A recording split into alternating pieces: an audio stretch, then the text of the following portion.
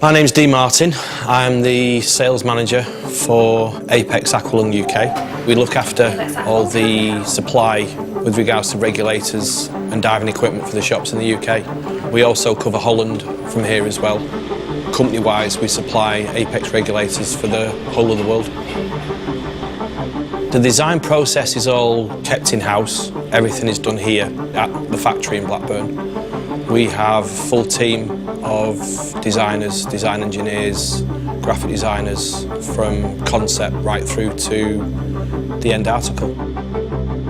With the new XTX range, we're a lot more edgy, a bit more industrial. We want it to look technical.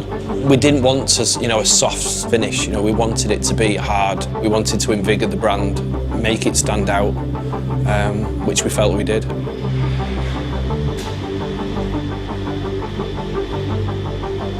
We buy the bar in, which makes most of the first stages that we do. When the bar comes in, it then goes into the CNC machines. It holds 10 or 12 bars at any one given time.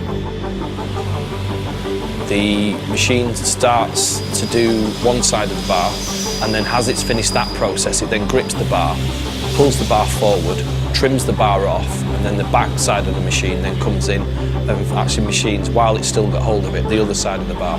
It's just a continuous process.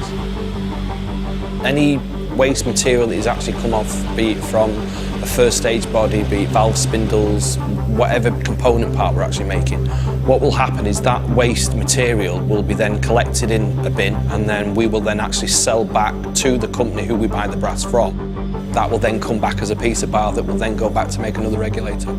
The next stage from after the part's actually been machined is obviously the quality side of it. We need to check parts as they come through the factory before it goes through to final process, because obviously what we are producing at the end of the day is life support. We've got specific guys to look out for specific things within, whether it's a thread, whether it's a hole or an orifice or whichever it is that needs checking. We've got machines that will then be checked on. Now, if the guys were to find something, because we keep everything in-house, we can react to it very, very quickly.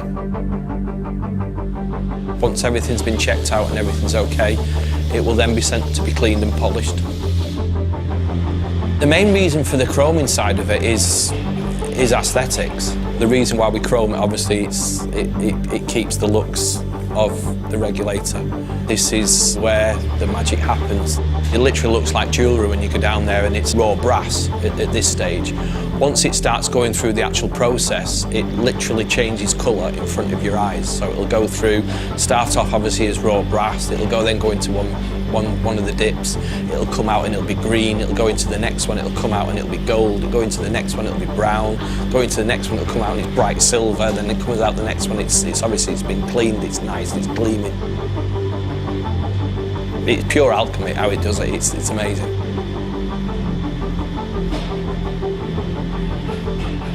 After the chroming process, we then go on to the injection moulding. All the moulding's done in-house. It starts off as like a plastic chip that goes into a big hopper, then becomes molten material that's squirted into the actual mould itself.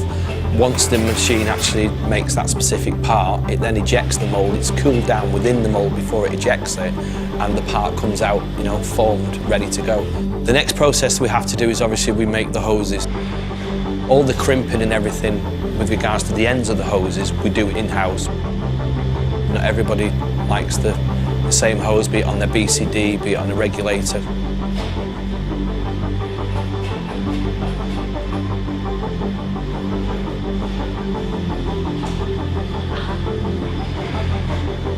We've now made all the component parts as we now need to assemble them.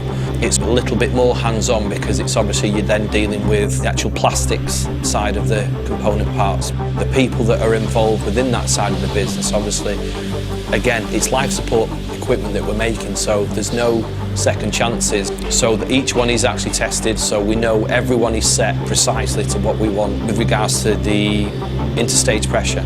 So everyone will leave the factory identical, exactly the same.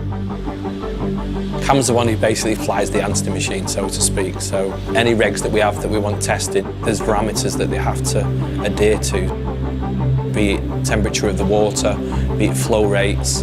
We can put a regulator, whichever it is, we can preset the machine to dive at a specific depth. We can preset the water to be at a specific temperature. We can set the breathing rate, say of a panic diver or someone's diving at depth, or we can even we can change gas that they're breathing. The next thing we have to do is obviously package the regulator up and then ship it out to the dealer or international client that the regs are actually going out to. Each regulator gets its own serial number. The first stage will have a serial number and the second stage will have a serial number. When it is actually put in a specific box, that box will actually have stamped on the outside of it each part that is actually in the box. So we know where each regulator goes. With regards to a customer who goes out and purchases Apeks regulator, I want them to have that full-on excitement. I've got to get it wet. I want them to feel the same way that I still feel every time I open a box of regulators. Why should we only be diving X amount of months of the year? You can dive 12 months of the year. That's what we test them for. We always go above and beyond what we need to do just to make sure that our regulators will perform.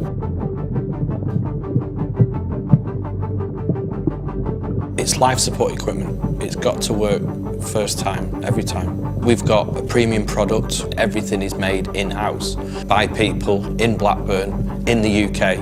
There's not very many companies can actually say that. We're still always going to be that little kid in the background that wants the fun, wants the adventure. Be it for photography, be it for technical diving, be it for diving on wrecks, be it different temperatures, be it warm water diving, cold water diving. It's just, there's so many choices that you can do for different types of diving. It's just one of those things, if it grabs you and it hooks you, you've got it for life.